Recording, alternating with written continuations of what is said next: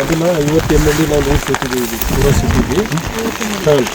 ಈಗ ಯಾಕೆ ಪ್ರೆಸೆಂಟ್ ನೀರು ಕಡಿಮೆ ಇರೋದ್ರಿಂದ 20% 20 ml ಮಾತ್ರ ನಾವು ನೀರು ಕೊಡ್ತಾ ಇದ್ದೀವಿ. ಮಳೆ ಆಯಿತು ಅಂದ್ರೆ 15 ದಿವಸ ಇದು ಆಗ್ತದೆ. ಯಾಕೆ ಪ್ರೆಸೆಂಟ್ ನೀರು 15 ದಿವಸ ಮಾತ್ರ ನಾವು ಸಿಟಿ ಕಷ್ಟಪಡಬಹುದು. ಇದ್ರ ಜೊತೆನೂ ಹುಡುಕಲ್ಲಿಂದಲೂ ನೀರು ಬರ್ತೀವಿ. ಅದ್ರ ಜೊತೆ ಇದನ್ನು ಟೋಟಲ್ 100 ml ನಾವು ನೀರು ಬರ್ತೀವಿ. 60 ml ಅಲ್ಲಿ ಬರ್ತದೆ. 60 ml ಇಲ್ಲಿ ಕೊಡ್ತಿದ್ದೀವಿ. ಟೋಟಲ್ 110 ಎವ್ರೇಜ್ ಆಗಿ ಕೊಡ್ತೀವಿ. 20 ml ಅಷ್ಟೇ ತೊಗೊಳಕತ್ತೀವಿ. ಅದರಿಂದ ನಮಗೆ ಇದು ಆಗ್ತದೆ. ಈ ತಾಮ್ರೆ ಮಾಜೆ ಕರು 20 ml ಅಲ್ಲಿಂದ 60 ml ಟೋಟಲ್ ನಮ್ಗೆ 110 ml ಬೇಕು. ಅದರಲ್ಲಿ ನಾವು 80 ml ಮಾತ್ರ ಬರ್ತಾ ಇದೆ. ಡೈಲಿ 20 ml ಕೊಡ್ತಾ ಇದ್ದೀವಿ. ಇಲ್ಲಿಂದ 20 ml ಡ್ರಾ ಮಾಡ್ತಿದ್ರು ನಾವು. ಅಲ್ಲಿಂದ ಹಿಡ್ಕಲ್ಲಿಂದ 60 ml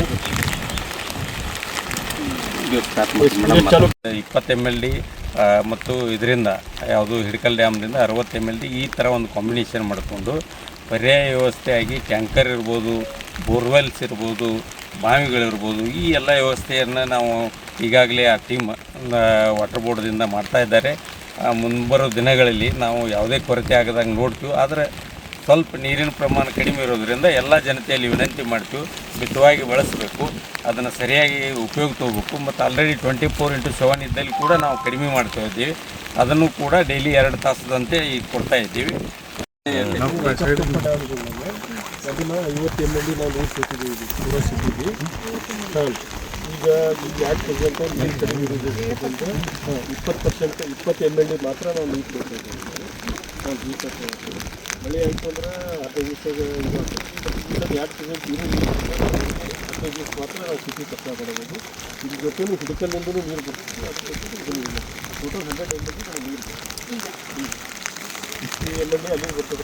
60 ml ಇಲ್ಲಿ ಕೊಡ್ತಿದ್ದೀವಿ. ಟೋಟಲ್ 110 ಎವ್ರೇಜ್ ಆಗಿ ಕೊಡ್ತೀವಿ. 20 ml ಅಷ್ಟೇ ತೊಗೊಳಕತ್ತೀವಿ. ಅದರಿಂದ ನಮಗೆ ಇದು ಆಗ್ತದೆ. ಈ ತಾಮ್ರೆ ಮಾಜೆ ಕರು 20 ml ಅಲ್ಲಿಂದ 60 ml ಟೋಟಲ್ ನಮ್ಗೆ 110 ml ಬೇಕು. ಅದರಲ್ಲಿ ನಾವು 80 ml ಮಾತ್ರ ಬರ್ತಾ ಇದೆ. ಡೈಲಿ 20 ml ಕೊಡ್ತಾ ಇದ್ದೀವಿ. ಇಲ್ಲಿಂದ 20 ml ಡ್ರಾ ಮಾಡ್ತಿದ್ರು ನಾವು. ಅಲ್ಲಿಂದ ಹಿಡ್ಕಲ್ಲಿಂದ 60 ml